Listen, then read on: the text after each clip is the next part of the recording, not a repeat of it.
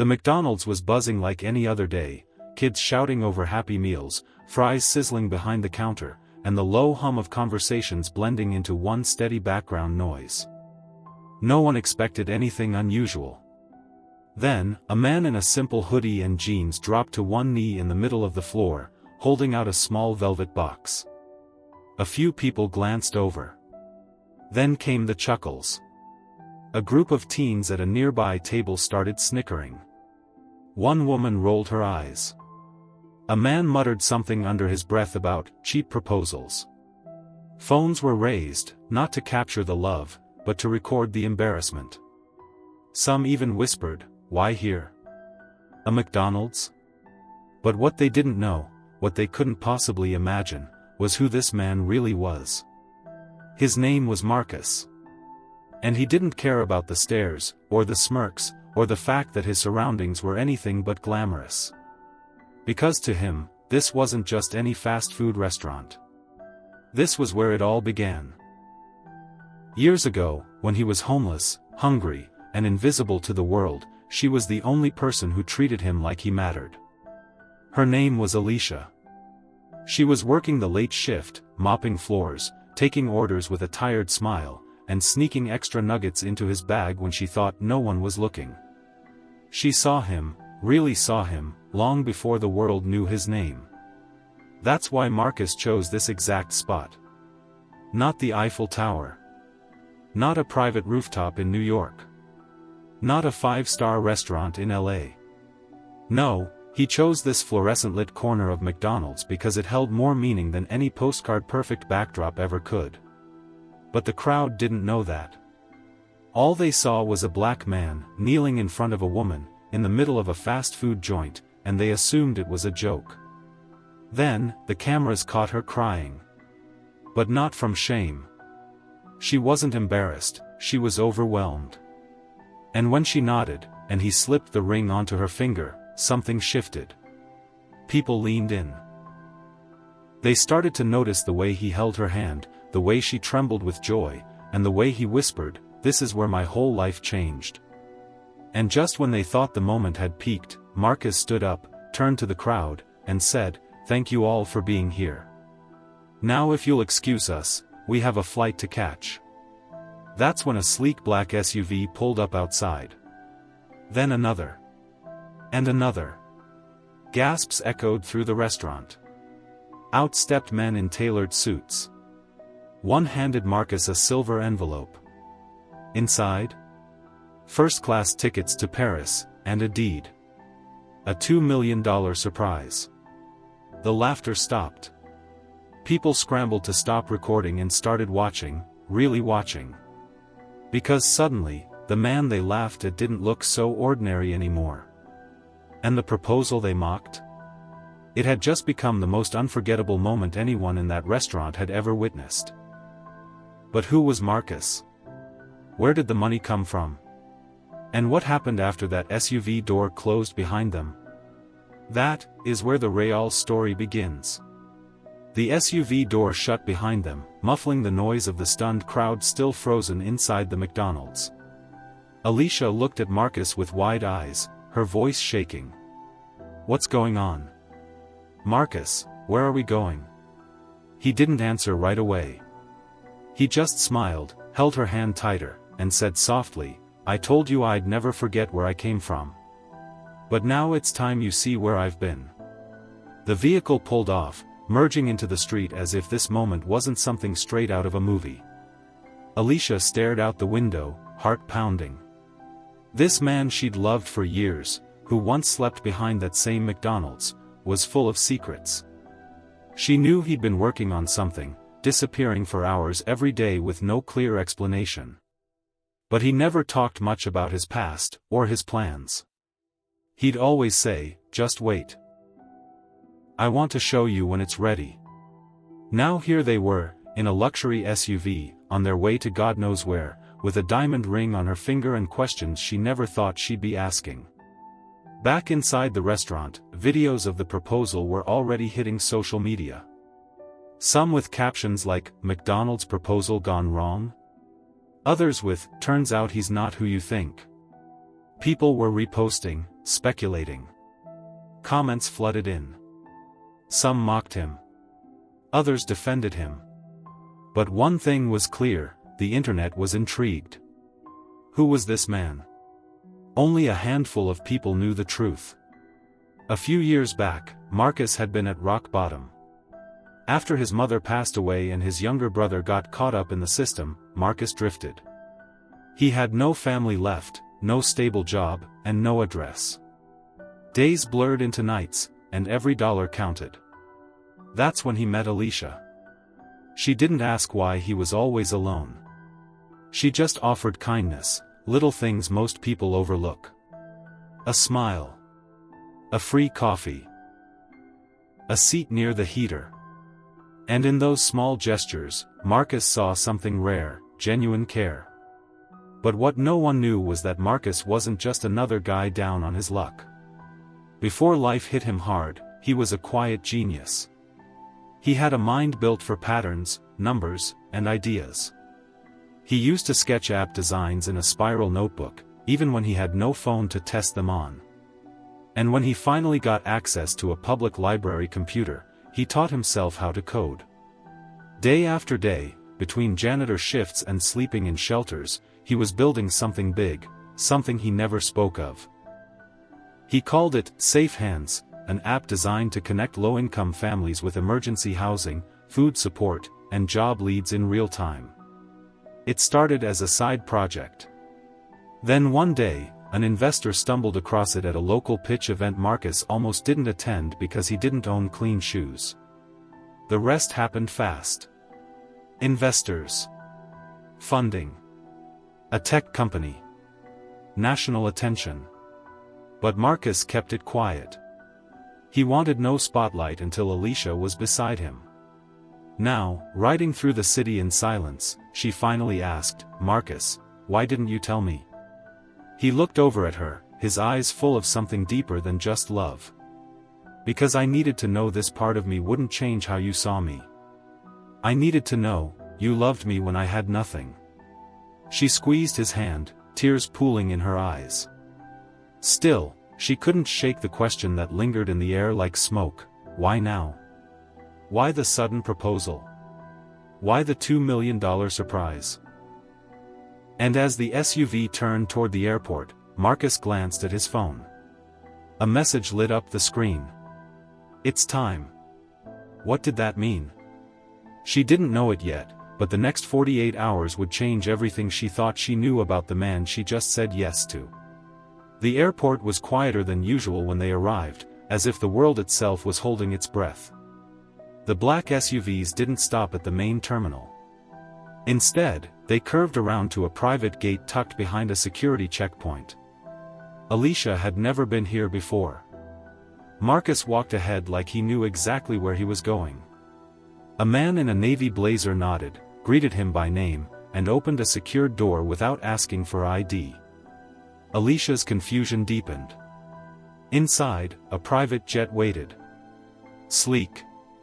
White. Silent. Marcus paused and turned to her. "You trust me, right?" She nodded, even though everything in her life had just flipped upside down. She had questions, dozens of them, but none of them could form into words fast enough. As the engines hummed to life, Marcus pulled out his phone again. Another message blinked on screen: "They found out. You need to tell her everything." His jaw tightened. Alicia noticed but didn't press. She was trying to process what little she already knew. That the man she thought was barely scraping by had built a tech empire. That he could have taken her to Paris at any moment. And yet, he chose to propose in McDonald's. Back in their hometown, things were moving fast. The proposal video was going viral. News outlets had picked it up, each spinning a different version of the story. Fast food fairy tale? Millionaire proposes where he once slept? McProposal with $1 million twist. But not all the attention was positive. Someone else had seen the video, someone Marcus hadn't heard from in years. In a dark office in Atlanta, a man watched the footage on loop. His fingers tapped the table slowly, a sneer curling on his lips. His name was Carter Wells, a former partner turned rival. Years ago, Carter and Marcus had started Safe Hands together, or at least, that's how Carter saw it. But Marcus had walked away from their early collaboration, accusing Carter of trying to sell out the app's purpose for a quick payday. They hadn't spoken since. Until now. Carter sent a message to an unknown number: "He's back. Do it now, before the press starts digging." Meanwhile, inside the jet, Alicia finally broke the silence.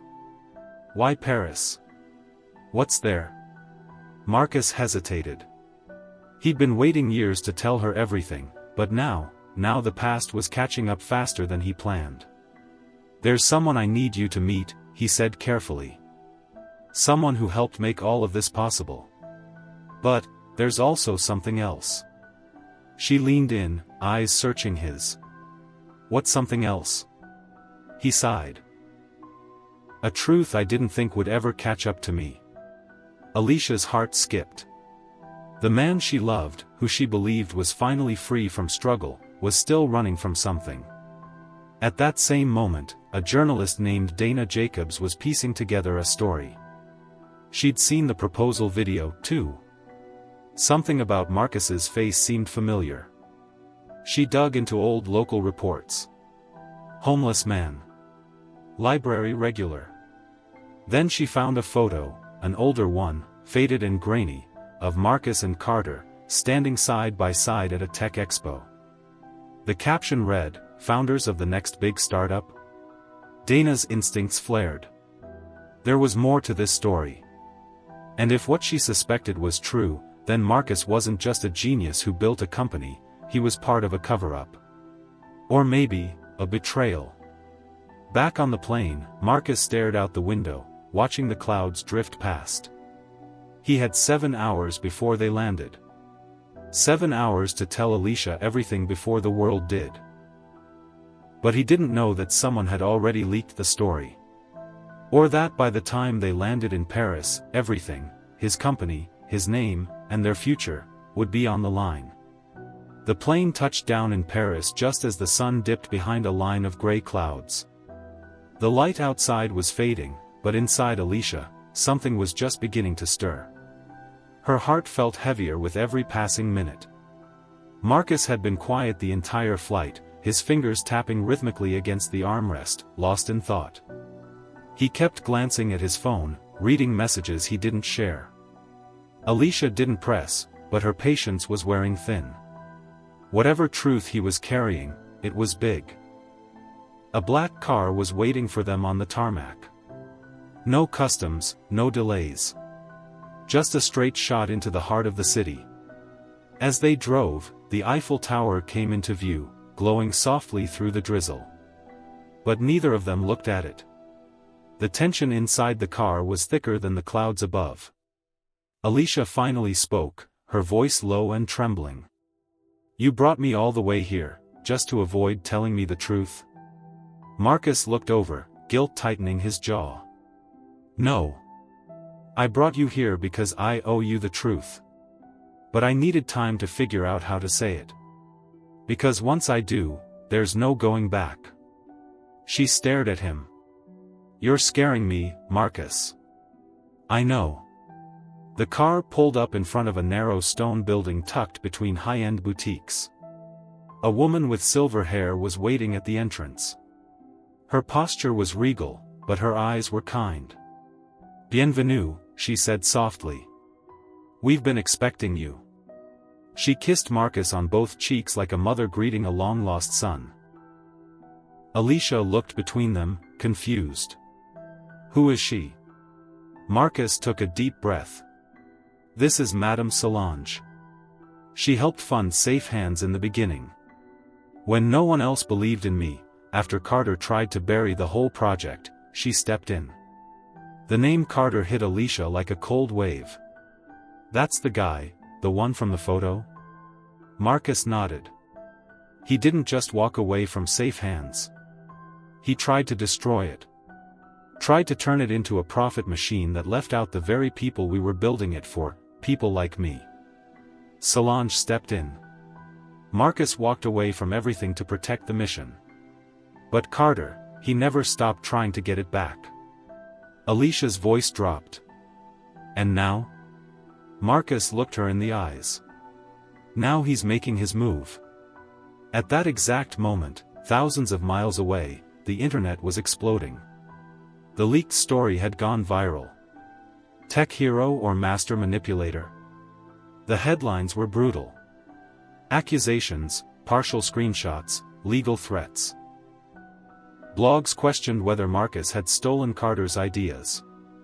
Old partners were being dragged into interviews. Anonymous posts claimed Marcus had hidden millions offshore. The truth? Twisted and buried under clicks and controversy. Inside the quiet Paris apartment, Marcus's phone buzzed again. Another message. This time from a lawyer, emergency board meeting in 12 hours. They're planning a vote to remove you as CEO. His hands trembled. He didn't expect it to happen this fast. Alicia stared at him, realizing she didn't just say yes to a proposal, she stepped into a storm. What are you going to do? Marcus clenched his jaw. We go to the meeting. Solange warned, they'll be waiting for blood. And they'll get the truth, he said, standing. But deep inside, Marcus wasn't sure if the truth would save him, or destroy everything he'd built. As the night closed in, Alicia stood by the window, watching the Paris lights flicker. She could feel it, the moment before the fall. Before secrets unraveled. Before loyalties were tested. And somewhere, in a dark office across the ocean, Carter raised a glass to the chaos he had unleashed. Paris didn't sleep that night, and neither did Marcus. He stood at the edge of the balcony, staring out into the city with clenched fists and tired eyes. Downstairs, Alicia was on the couch, scrolling through headlines. Every news outlet had his name splashed across their front page. Some called him a visionary. Others painted him as a fraud. The truth was getting buried under noise, and time was running out. Then came the second message.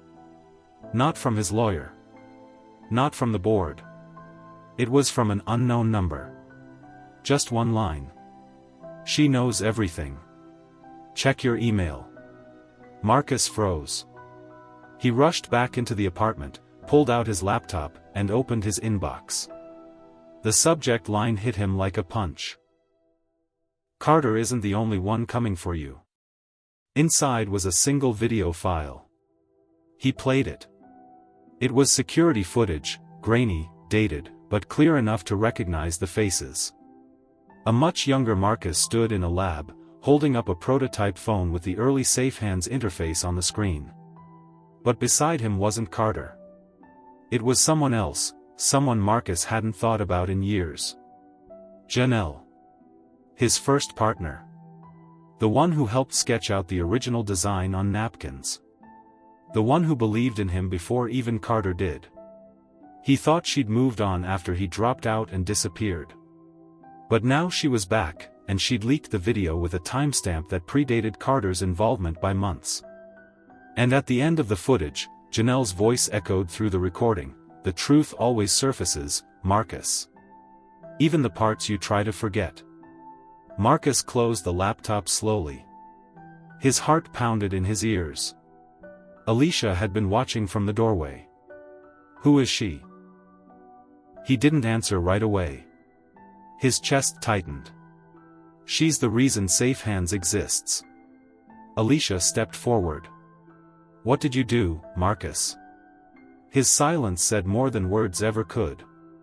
Janelle wasn't just some ghost from the past. She was the original co-creator, the mind behind the ethics, the algorithms, and the vision. But they'd had a falling out when investors started circling. Marcus wanted to keep it grassroots. Janelle thought they could do both, scale and stay true. In the end, she walked away, or so he thought. Turns out, she hadn't walked away. She'd been watching. Waiting. And now, with Carter trying to steal everything and the board planning to remove him, Janelle had re-entered the game. Alicia sat beside him, her voice shaking. "Why didn't you ever mention her?" "Because I let ambition get in the way of loyalty," Marcus whispered. "And I've regretted it every day since." The stakes had doubled. Now, Marcus wasn't just fighting Carter's smear campaign. He was about to be held accountable by someone who had every right to expose him, and the worst part was, she might be justified. The next morning, just hours before the board meeting, a new headline dropped. Woman claims she co-founded Safe Hands. Releases evidence to back it up. And beneath it, a photo of Janelle, standing tall at a podium with a flash drive in her hand. Marcus turned to Alicia. "If she testifies, it's over." Alicia looked at him, no longer just a fiancée, but a woman who had been thrown into a storm she never saw coming. "Then maybe it's time," she said, "you finally tell your whole story." "All of it." Marcus nodded slowly. But deep down, he wondered, would the truth set him free? Or would it burn everything to the ground? The boardroom in New York was packed. Cameras flashed outside the tall glass windows, reporters buzzing like hornets beyond the lobby. Inside, a long polished table stretched across the room, lined with shareholders, executives, and legal counsel. At the head sat Carter Wells, dressed sharp, calm, and smug. His smile was tight, confident, he'd waited years for this moment. Marcus stepped in with Alicia at his side. He looked different now, worn, serious, and strangely calm. The rumors, the headlines, the betrayal, they all led to this. A man in a gray suit cleared his throat. "Let's begin. Mr. Wells has called for a vote to remove Marcus Jennings as CEO of Safe Hands, citing ethical violations and failure to disclose co-ownership claims. Before we proceed, Mr. Jennings has requested to speak." Carter leaned back, arms crossed. "Let him speak. Let the man dig his own grave." Marcus stepped forward. He didn't touch the prepared notes. Instead, he looked each board member in the eye. "I made mistakes. I was young, angry, broke. And when this company started to grow, I forgot that the foundation wasn't just code and design, it was people. Janelle was there in the beginning. So was Carter. Both played roles. But what matters now isn't who wrote the first line of code. It's who stayed true to the mission." He paused, then turned to the screen behind him. A video began to play. It wasn't leaked footage. It wasn't drama. It was a compilation of testimonials, real people using Safe Hands. Families reunited with missing relatives. Women escaping abusive situations. Veterans finding housing. One by one, their voices told the real story behind the app's impact. When the video ended, the room was silent. Then, the door opened. In walked Janelle. Heads turned. Cameras clicked. She didn't say a word at first. She stood beside Marcus and pulled out a flash drive. "This contains the original source files. I kept them, not out of greed, but out of fear that Safe Hands would be twisted into something it was never meant to be. But after everything I've seen this week, I realized Marcus didn't sell out. He didn't forget. He just got lost. And now, he's found his way back." Carter jumped up. "This is ridiculous. You're just trying to save him." Janelle turned to him, voice sharp. "No, Carter. I'm trying to save what we built, from you." The vote that followed was tense, but decisive. Marcus retained his position as CEO. Carter was removed from the advisory board, effective immediately. Outside, the media exploded with the news: CEO survives scandal with help from unexpected ally, and founders reunite to save app changing lives. As Marcus and Alicia stepped into the sunlight, he took her hand. "You stayed." She smiled. "You told the truth." They walked away, thinking the chaos was finally over. But as they turned the corner, a black SUV rolled to a slow stop beside them. A woman leaned out, press credentials hanging from her neck. She handed Marcus a sealed envelope. "You might want to see this. Someone filed a claim in Paris. Says Safe Hands is built on stolen data from a prototype developed at Sorbonne University, 10 years ago." Marcus stared at the envelope, heart pounding again. Alicia looked at him, then whispered, "Are we starting all over?" He didn't answer. Because the truth is, the past never lets go that easily. Marcus stood there for a moment, the sealed envelope in his hands, the weight of it heavier than it should have been. Alicia watched his face closely. He wasn't panicking this time. Instead, there was a calm resolve in his eyes, as if after everything they had just survived, nothing could shake him the same way again. He tore the envelope open and skimmed through the contents. It wasn't a lawsuit, not exactly. It was a request for mediation, a former researcher from Sorbonne University claiming she contributed to an early project that had similarities to Safe Hands. No demands, no threats. Just a statement and a request to talk. Alicia stepped beside him. "So? Another storm?" Marcus exhaled slowly. "Maybe. Or maybe just a ghost needing peace." Back at their apartment, the chaos had finally quieted. News coverage had started to shift tone. Marcus wasn't just a target anymore, he was a survivor.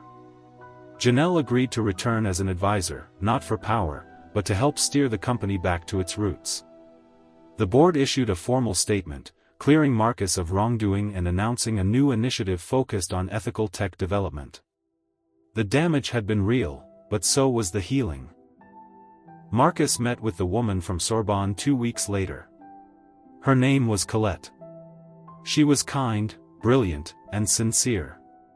She showed him her early research, handwritten notes, prototypes, rough code sketches. It was clear her ideas had some similarities, but also that she had no interest in tearing him down. She simply wanted acknowledgement.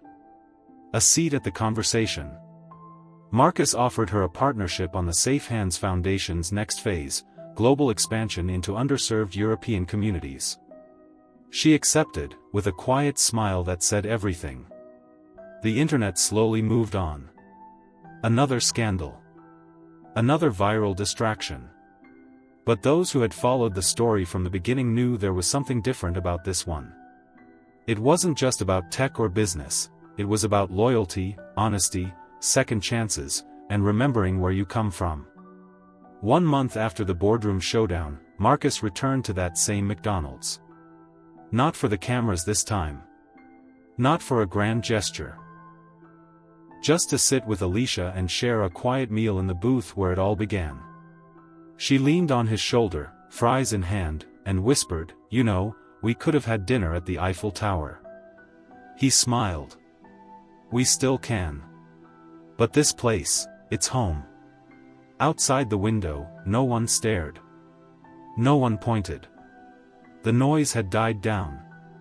Just a regular couple, sharing laughs over soda cups and dollar menu burgers. No headlines. No judgment. Just two people who fought like hell for their story to survive. And as they stood to leave, Marcus glanced back one last time at that little corner table. It wasn't just where they met. It was where everything began. Sometimes, the most extraordinary stories don't start in castles or penthouses. Sometimes, they start in the places no one would expect, with a black man on one knee, holding out a ring, and the world laughing, until they realize who he really is. And by then, it's too late to look away.